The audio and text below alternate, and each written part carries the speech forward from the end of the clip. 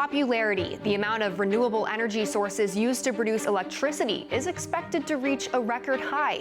That's according to a new report. But what's fueling the surge? We'll take a look. Plus, the state of New York leaves green energy builders in a financial pickle. More on the move that could jeopardize the state's clean energy ambitions is just ahead.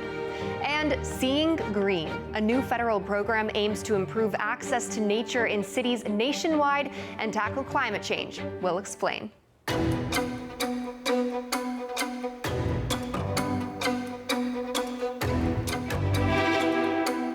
Hello and welcome to EarthX News, where we focus on sustainability and the environment. I'm Christina Thompson. Let's get into some of the biggest headlines facing our planet today, and we really want to take a deep dive into the power of solar energy. Renewable energy is gaining popularity in a world that has some high inflation happening right now, and the solar is steadily pulling ahead of wind in the race. Now, the International Energy Agency said soaring fuel and oil prices and fears about energy security had boosted support for solar and wind installations, which are expected to reach 440 gigawatts in 2023. Now, that's a pretty significant number considering it's about a third more than the world added the previous year, which takes the global installed capacity to 4,500 gigawatts. That's about the combined total power output of the United States and China, according to the IEA. Now, here in America, Nevada is leading the charge for building a workforce centered on the solar energy boom. They're doing this by retraining workers for jobs at large-scale solar plants as the state moves away from fossil fuels. And they're doing such a good job that workers from other states are flocking to them. This year, more than half of the new power generation in the U.S. will be solar. In Nevada, the planned projects are expected to increase solar power by almost 1,600 megawatts. The Solar Energy Industries Association says we'll need 800,000 new workers in less than 10 years to push America's solar electricity generation from 4% to 30% by 2030. Now, it's being referred to as the green gold rush for a reason. But keeping solar energy clean can only be accomplished with proper recycling solutions. Now, this is a problem renewable energy companies need to tackle. Many solar panels end up in landfills at the end of their lives, which sort of negates the clean energy they provided during their life. That's why many experts are using this analogy when it comes to square and rectangle solar panels. We need to figure out how to fit them into a circle. And what does that circle consist of? Reduce, reuse, recycle. Now, for example, energy upgrades and changes in industry standards often push companies to abandon their panels before they exhaust the ability to generate electricity. Now, these panels might not be able to power a massive company anymore, but they are more than capable of powering a small home for, say, about a decade still. Now, policies are needed to incentivize companies to recycle these panels, as well as use recycled materials when building new ones to keep decommissioned ones out of landfills. And as we increase our solar and wind energy use, we also need to increase our energy storage. Energy storage is a key part of our transition to clean energy and refers to storing electricity, which can essentially be used as backup energy during times of high demand. The United States is good, but not great at this storage. Now, in the second quarter of this year, the U.S. added a record amount of energy storage, the highest ever for a single quarter. That includes completing nearly 1,700 megawatts worth of projects. Now, despite the growth, developers continue to run into some challenges. There were an additional 2,000 megawatts of projects that developers have pushed into later quarters and even years. The projects are running late for a whole bunch of reasons, including difficulty getting parts, long waits to get approvals to connect to the grid, and the need to revise financing because of rising costs. New York is saying no more subsidies. Officials in the state refusing to grant an additional $12 billion to the developers of 90 renewable energy projects, which did raise some red flags over the state's ability to cut dependence on fossil fuels over the next decade. Now, state law requires that by 2030, renewable resources like sun and wind must account for 70% of the share of electricity consumed in the state. The law also requires that by 2035, offshore wind farms be able to generate up to 9 gigawatts of energy at a given time. That's up from 0, where it's at today. But the developers of those wind farms have recently complained about higher costs and disruptions in supply chains. They say this has made the terms of those contracts unreachable. Still, lawmakers say they just cannot ask taxpayers to shell out another $12 billion on top of the $10 it already cost. And clean hydrogen is here. The U.S. Department of Energy named 7 regional clean hydrogen hubs to receive $7 billion in federal funding across the U.S. It's part of an initiative to speed up the commercial scale development of clean hydrogen and drive down costs. Their main purpose is to jumpstart a national network of clean hydrogen producers, consumers, and infrastructure. Now, each hub includes clean hydrogen production, storage, and delivery. Clean hydrogen is important because it helps to clean up hard-to-decarbonize sectors like refining, chemicals, and transport. In the power sector, hydrogen can be combusted in gas turbines for decarbonization or be used as a form of long-duration energy storage. California was selected to hold one of these 7 hubs. According to a press release by Governor Gavin Newsom, it will cut up to 2 million metric tons of carbon emissions every year, create 220,000 new jobs, and bring in $2.95 billion per year in economic value from better health and health cost savings. The U.S. Department of Agriculture's Forest Service is actively trying to expand access to trees and green spaces in communities and neighborhoods across the nation. Now, they are awarding more than $1 billion in grants to plant and maintain trees, fight extreme heat and climate change, and improve access to nature in cities, towns, and suburbs where more than 84% of Americans live. Proper land management is important. Not only does it make our communities more beautiful, it also protects them. Take, for example, wildfires. Recent wildfires in Canada have showed that fire prevention zones significantly slow the spread of unpredicted fires. These zones, created by carefully clearing and removing fuel, by in some cases setting deliberate planned burns, help firefighters control wildfires when they aren't planned. Indigenous methods show that wildfires are an essential part of the natural cycle of forests. Now, if we don't allow forests to clear themselves out, then fires can grow so big that containment is virtually impossible. Creating more fire prevention zones in the off-season can help slow blazes to allow people time to escape.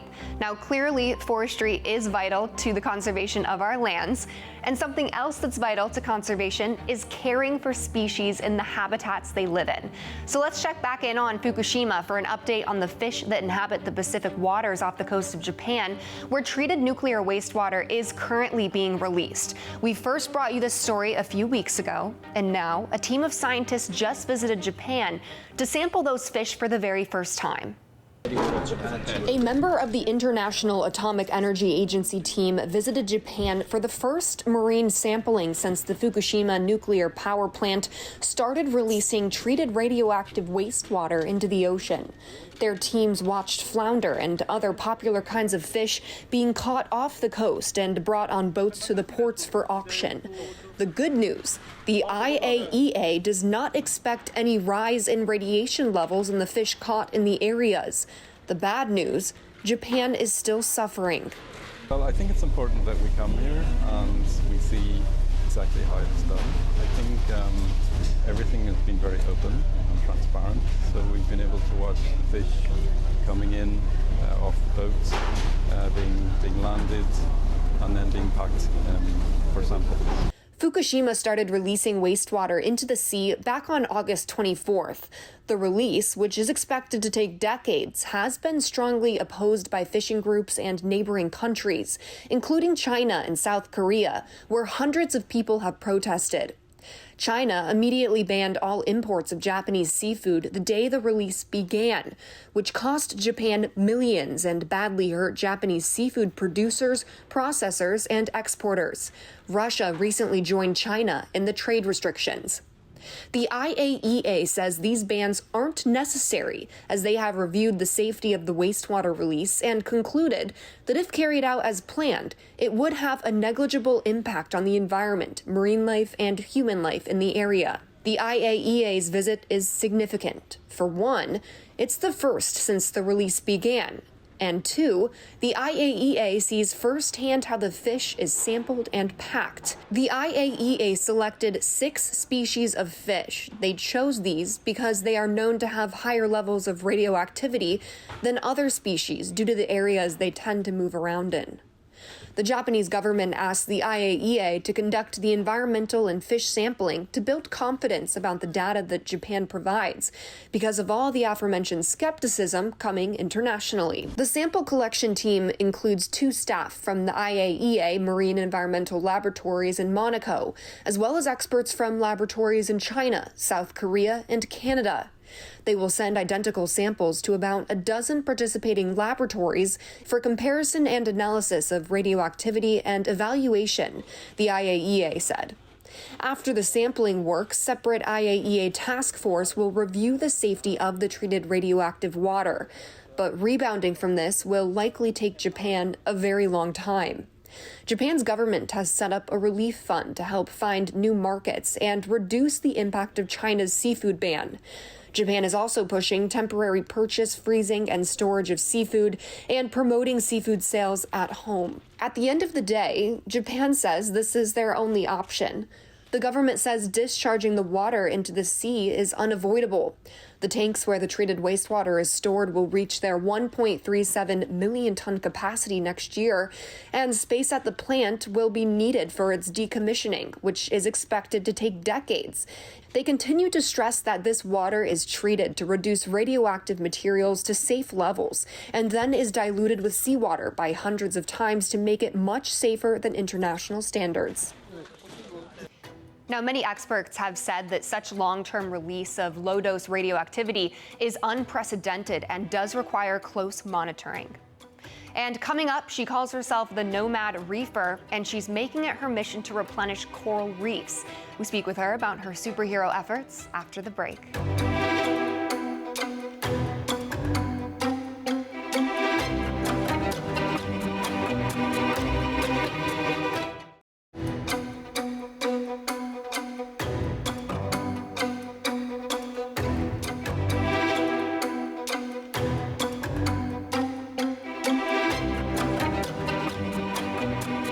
Welcome back to EarthxNews. Young environmental activists are popping up all over the world. They are helping to save the planet one community at a time. And we have the pleasure of speaking with one of those young activists today. Welcome in the Nomad Reefer, Jasmine Serrano.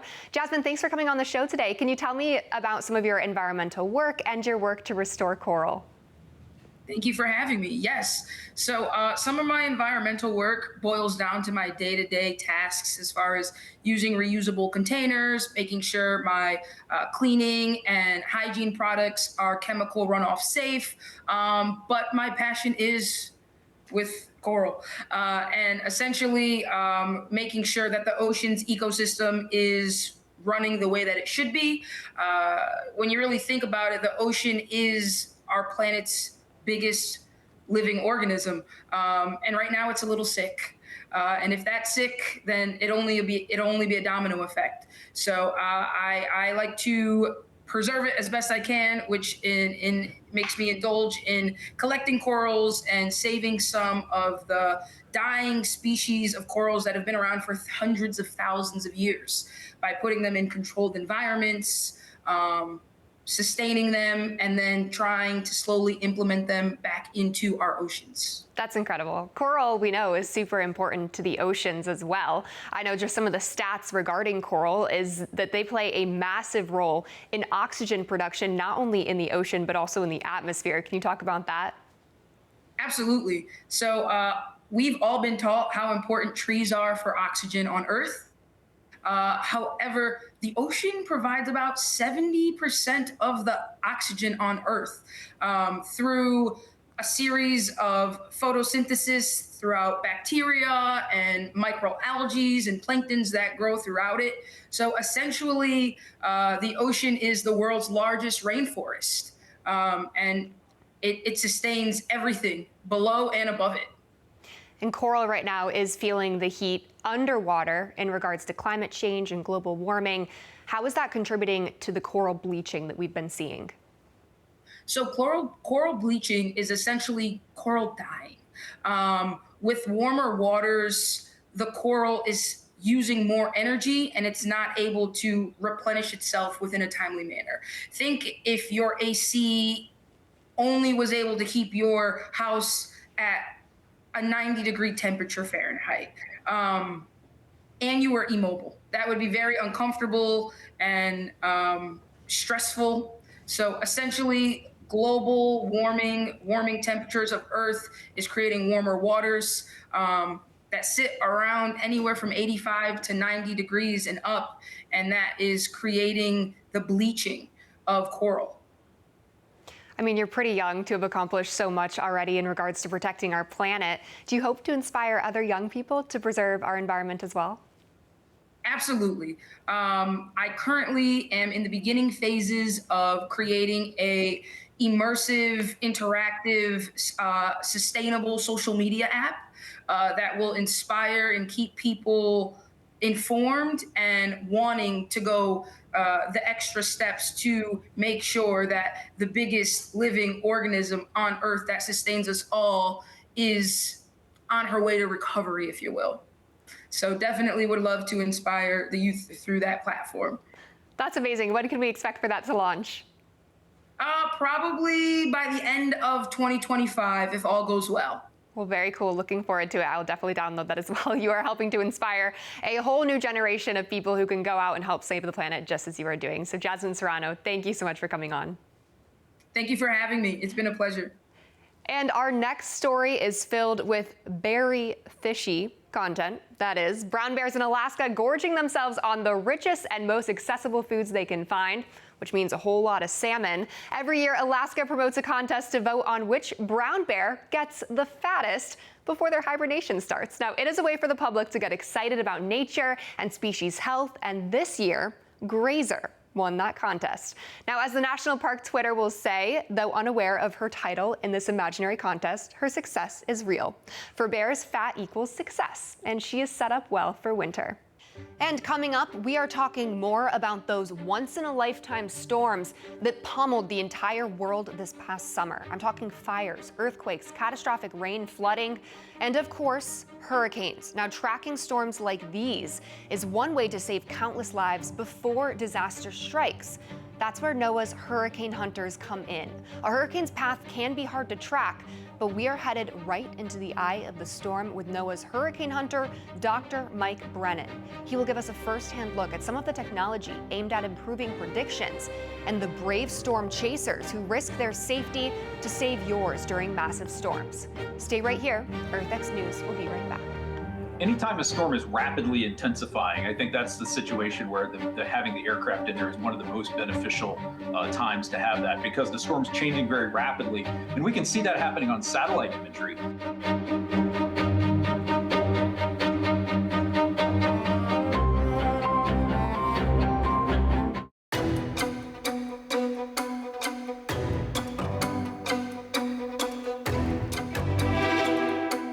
Hurricanes are becoming more and more difficult to predict, but understanding their path is important to cut back on lost lives, property, and livelihoods during impact. But to understand their patterns, we need to take a deep dive directly into the eye of the storm. For that, I want to welcome in hurricane hunter, NOAA scientist, Dr. Mike Brennan. Dr. Brennan, thank you so much for coming on today for the show. We really appreciate it. I wanted to talk to you about something that NOAA is doing that's really incredible. It's cutting edge in the world of hurricane tracking. You are literally flying headfirst into storms to collect data. How do you do this? Well, we have great partners from the NOAA or hurricane hunters. They fly aircraft directly into the eye of the storm, and they give us direct information here at the National Hurricane Center about where the storm is located, how strong the storm is in terms of its peak winds, and how big the storm is. And our forecasters here use all that information to help analyze the storm and improve our forecast of where the storm's going to go, how big it's going to be, what the hazards are going to be like in terms of storm surge, wind, and heavy rainfall. So it's a really vital thing that they do, and they're really the only direct measurements we can get of some of those parameters of the storm. So what exactly is a hurricane hunting aircraft? Well, there are a variety. Right now, NOAA has two P-3 Orion hurricane hunters that you're looking at now. They're propeller aircraft, and they fly sort of low altitude missions into a hurricane, flying about 8,000 to 10,000 feet to collect data on the structure of the storm. They have a tail Doppler radar on board that can measure the precipitation and the wind information around the storm. NOAA also has a high altitude Gulfstream 4 jet that flies out up at 45, 50,000 feet near and around the storm and drops dropsondes that measure temperature and wind and moisture through the depth of the atmosphere all the way down to the ocean surface.